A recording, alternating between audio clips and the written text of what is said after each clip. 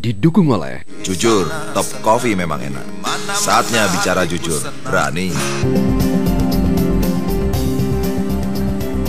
Ya pemirsa, sebelum kami memulai kembali perbincangan, saya akan sapa dulu rekan Dade Salampesi yang berada di Mapolda Metro Jaya. Dade, saya dengar di sana akan ada gelar perkara yang dilakukan oleh pihak kepolisian.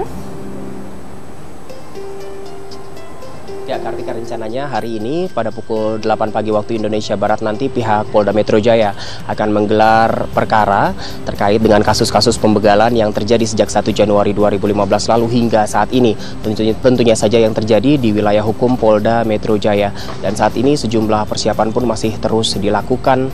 Ratusan barang bukti seperti kendaraan bermotor baik itu roda 2 maupun roda 4 sudah dihadirkan di sini. Untuk kendaraan roda 4 atau mobil sudah ada 18 mobil maksud kami yang sudah ada di sini. Sementara untuk motor memang jumlahnya cukup mencolok, sekitar 73 unit dari 120 unit yang disita pihak kepolisian dari kasus pembegalan yang terjadi di wilayah hukum Polda Metro Jaya. Selain itu sejumlah barang bukti yang akan dipamerkan dalam gelar perkara ini seperti senjata api, airsoft gun, senjata tajam, kunci letter T, peluru, bahkan sejumlah jenis bom yang digunakan untuk melakukan pembegalan oleh tersangka. Dan dari Sabhara, Provos, dan juga Brimob juga sudah dihadirkan untuk membantu pengamanan gelar perkara ini. Dan himbauan dari Kabid Humas Polda Metro Jaya, Komjen Pol Martinus Sitompul, bagi korban pembegalan yang kendaraannya ada di sini diundang untuk hadir untuk bisa mengikuti prosesi gelar perkara ini. Dan sejak awal Januari hingga saat ini pihak kepolisian setidaknya sudah mengamankan 244 tersangka dari 143 kasus pembegalan yang dilaporkan ke kepolisian, dan 244 tersangka tersebut akan dihadirkan di sini dalam gelar perkara ini.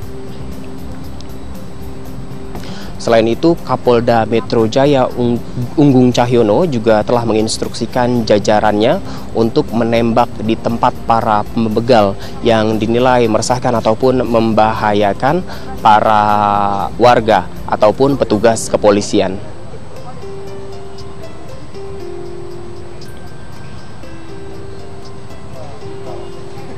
Kartika. Baik, terima kasih Dade Salampesi. Saya ke Mbak Susi.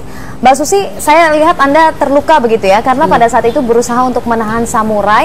Apakah perlawanan itu terjadi karena memang Anda yang berupaya untuk menahan harta benda Anda, motor dan harta benda Anda, atau bagaimana?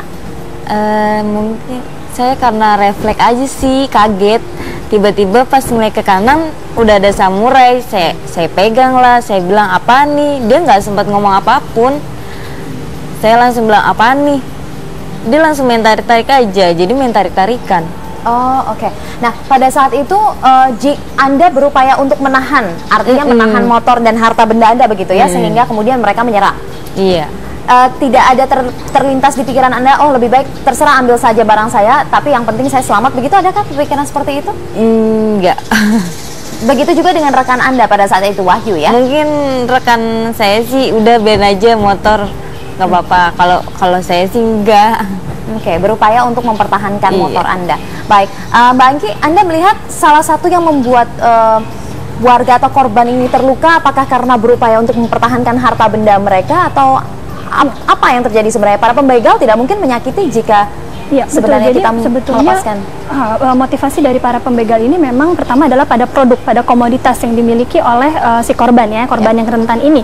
Dan memang mereka ada yang dipersenjatai dengan atau memiliki senjata tajam atau senjata api bahkan ya begitu. Tapi biasanya itu hanya sebagai threatening atau sebagai ancaman.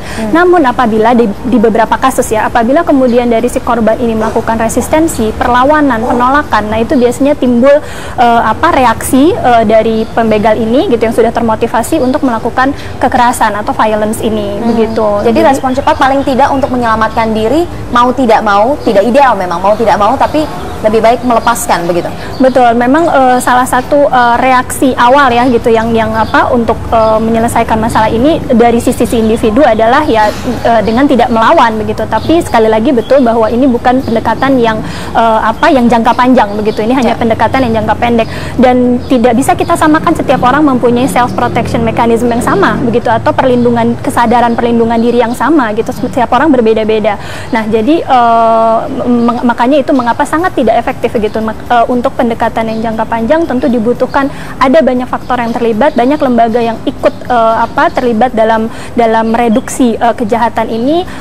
Tadi salah satu yang paling penting adalah meminimalisir faktor-faktor kriminogenis yang memotivasi pelaku ini baik dari lingkungan, dari struktur ekonomi mereka maupun dari penjagaan begitu. Baik, Pak Martinus, kami tadi dengar dari laporan rekan kami yang ada di sana bahwa Pak Unggung, Kapolda menyatakan bahwa tembak di tempat siapapun itu pelakunya yang berupaya untuk menyakiti. Apakah instruksi tersebut, apa yang mendasari instruksi tersebut, Pak?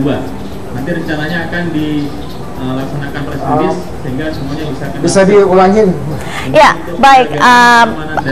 Pak Martinus, bahwa ada instruksi dari Pak Unggung untuk tembak di tempat pelaku. Apa yang mendasari hal tersebut, Pak? Tidak kemudian ditangkap dan dibawa, tapi ditembak di tempat. Apa yang mendasari hal itu?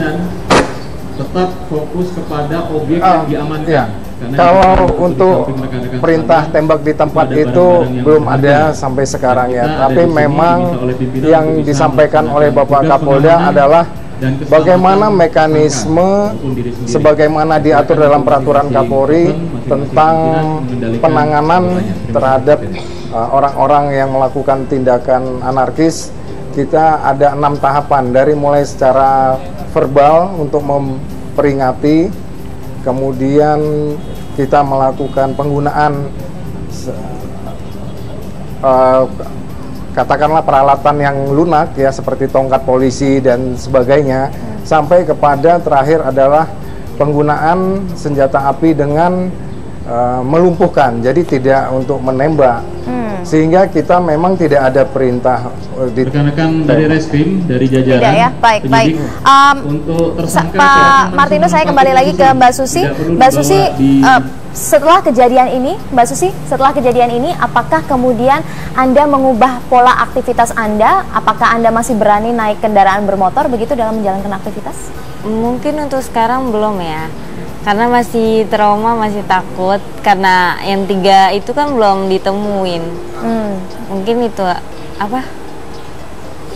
palingan ditemenin sama teman rame gitu kalau mau keluar. Dan tidak pakai motor dulu begitu? Iya. Kemudian adakah komunikasi yang secara intens dengan pihak kepolisian? Mungkin ada satu bentuk terapi juga untuk mengatasi trauma yang Anda rasakan. Adakah komunikasi intensif dengan pihak kepolisian? Belum ada. Belum ada? Iya, belum dapat kabar juga dari Polsek.